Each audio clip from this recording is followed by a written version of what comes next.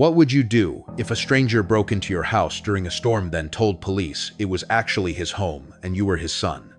I barely escaped through the garage before he could reach me. I was at that age where being left home alone was still exciting. I was like 13, and my parents had just started trusting me with the house overnight.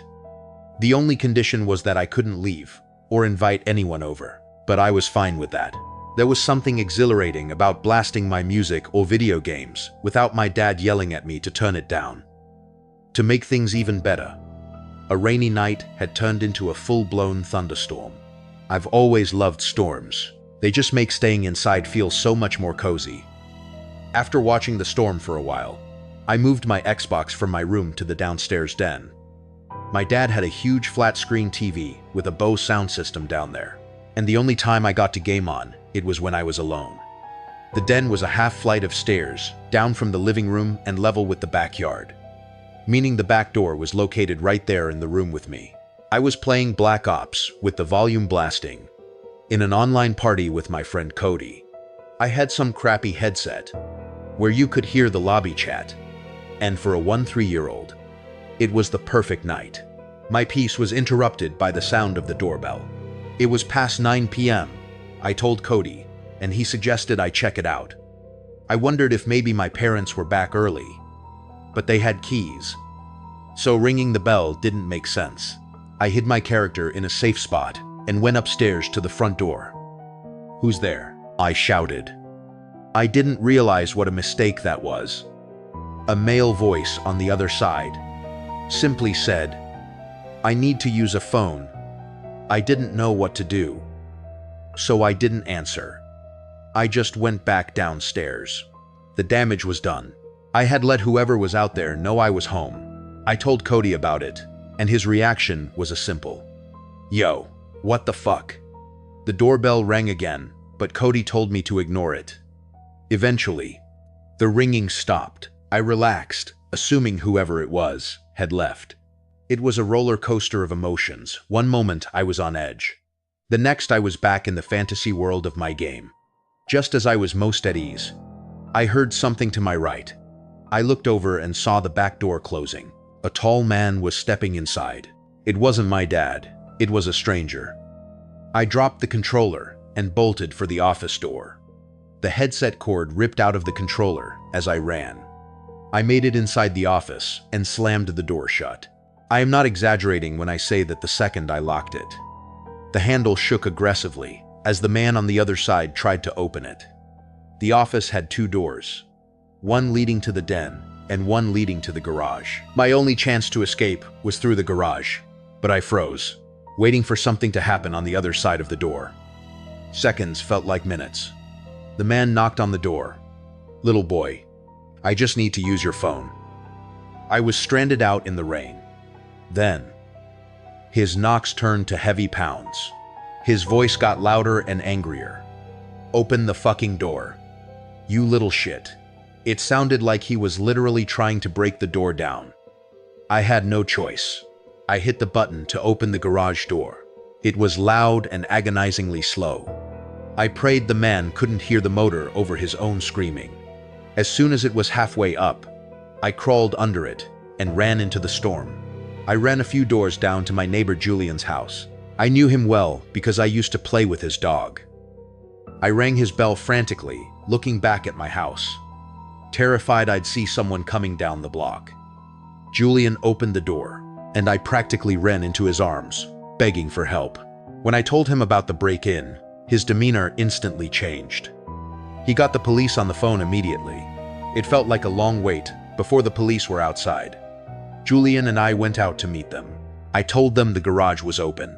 A couple of officers went in, and maybe 5 minutes later, they came out with a man in handcuffs. They shielded me so he couldn't see my face. Once he was in the squad car, they asked if I knew him. "Of course, I don't know that man," I said. Apparently, he had been telling the officers that this was his house, and I was his son.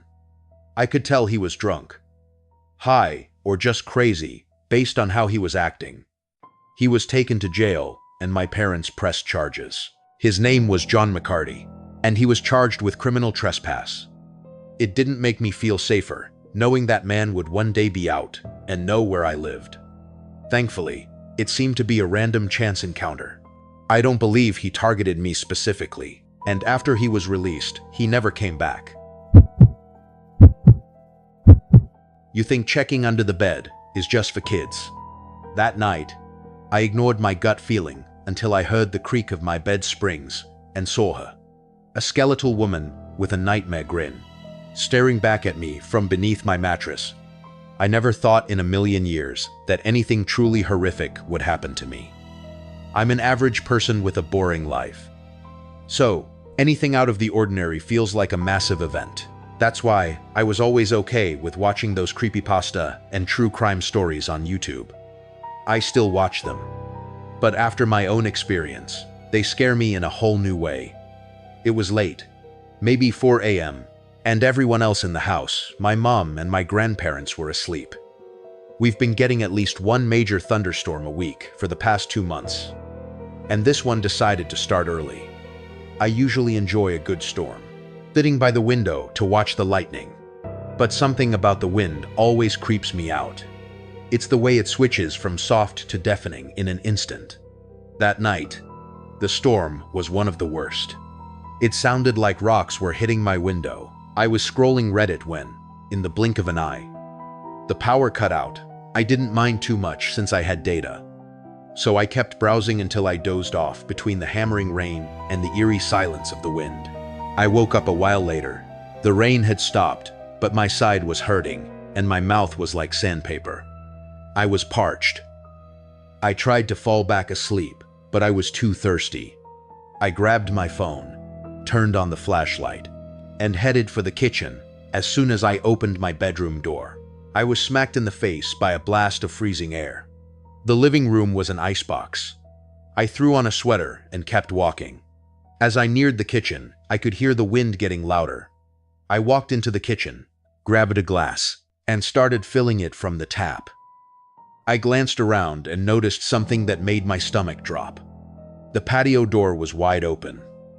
I was terrified, wondering how that could happen. I tried to rationalize it to myself.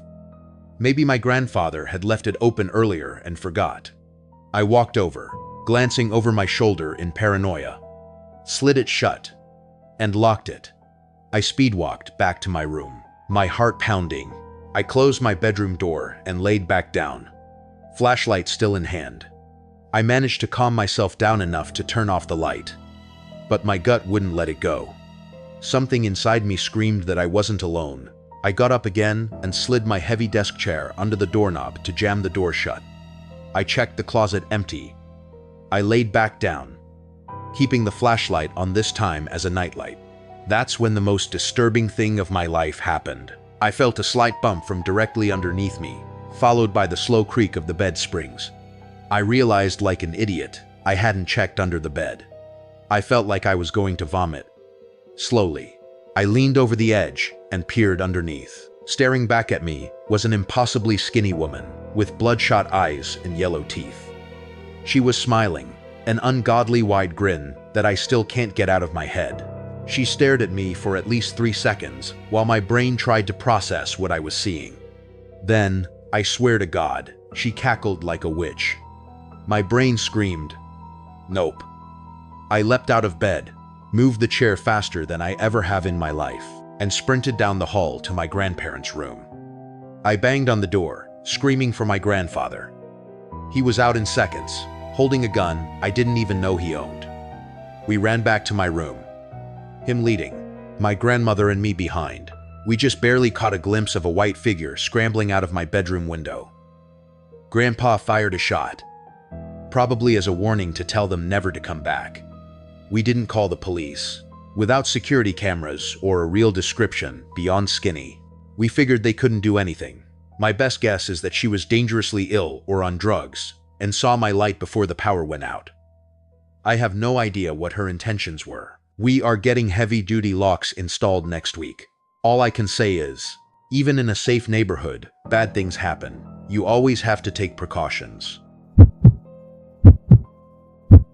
What would you do if you saw a stranger watching you from the woods during a violent storm? then heard his friends testing your door handle and banging on every window. I grabbed my father's rifle and fired a warning shot into the night. It was August. My girl Cass and I went upstate for a weekend getaway at my family's rustic mobile home. It has running water, electricity, and a toilet, so we call it luxury camping. The place is tiny, about 600 square feet, 1 bedroom, a pull-out couch, 1 bath, and a small kitchen. Despite how remote it is, there's plenty to do. Archery, shooting, dirt, biking, off-roading. We had a whole itinerary. Friday, we just unpacked and relaxed. Saturday, we did most of the outdoor stuff until it started getting really cloudy. You could feel a big storm brewing in the air. So we packed everything back into the outbuilding and put a movie in while we cooked dinner. While we were eating, we heard the sudden torrential downpour on the roof, followed by loud crashes of thunder directly overhead. We wanted to enjoy it, so we sat on the deck under the canopy. The view was amazing. Long bolts of lightning, lighting up the night, thunder booming instantly. We were right in the heart of it. Then, we heard something out in the woods. A voice. It was loud, calling out something, but I couldn't make out the words. The place is incredibly remote.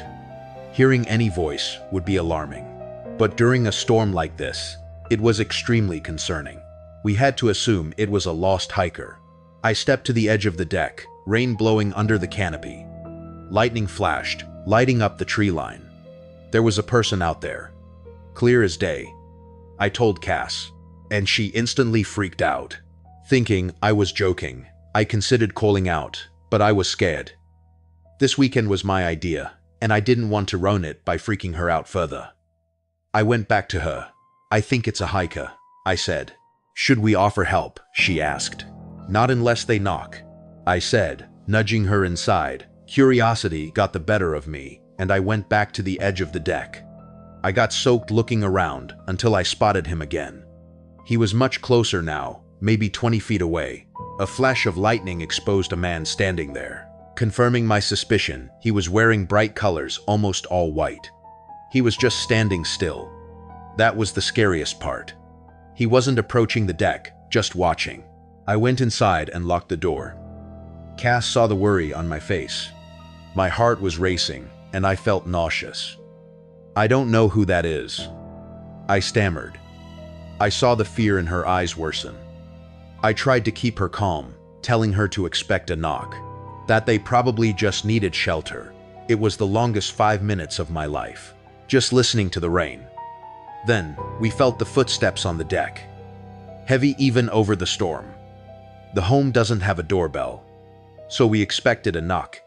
Instead, there was a weird shuffling sound against the wood, like someone trying the handle. My adrenaline spiked. Cass was already hiding in the bedroom, calling for me quietly. The noises stopped. No knock ever came. I went to the bedroom and told Cass to stay quiet. I'll be right back, I whispered. I went to the living room, turned off the lamp, and took a breath before yanking the curtain open. Outside, I saw the white figure of the man running away from the window, disappearing into the dark. I hoped they were gone. To be safe, I went to the kitchen window. This one didn't have blinds. Halfway there, I realized there was a face on the other side. Even through the blurred rain, I could see it. Yo, go away, I yelled, trying to sound tough. They didn't move. We don't have Wi-Fi, and cell reception is spotty at best during a storm. 0 bars. But there was my dad's rifle under the bed. I hurried back to the bedroom where Cass was biting her nails. I grabbed the case. Thankfully, there was a loaded magazine. I popped it in. Doing this in front of Cass meant I was no longer sugarcoating it. But then bang. Someone slammed their hand against the bedroom window. A second later, a bang from the living room. It was more than one person. That was enough. I told Cass to stay put. I went to the front door, positioned myself, and unlocked it quietly. When I was ready, I yanked it open and raised the rifle. No one was there. Adrenaline taking over. I hurried onto the deck, spinning around to ensure it was clear. I looked down the stairway. There was the guy in the bright clothes, standing exactly where he was before, staring up at me.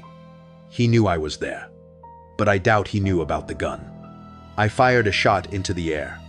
"Oh shit," he yelled in a deep voice, sprinting into the darkness.